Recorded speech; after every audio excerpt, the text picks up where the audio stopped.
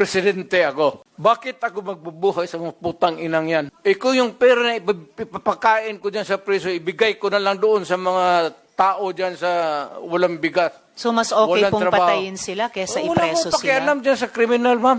So thank you for making that of record. Pakialam sa kriminal kung saan silang impernong gusto nilang pumunta. Kanina pa yan, sir.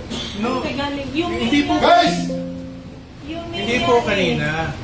Dinig me, sir. Hindi nyo magugustuhan ang kasunod na order. You mean nga eh. You mean Sige. nga eh. Pabiyan Holding naman area. kayo, sir. Ito ang lugar natin, holding area. Oo. Lahat. You mean nga. Kaya Okay, sinabi go, ko, you Mark. mean eh.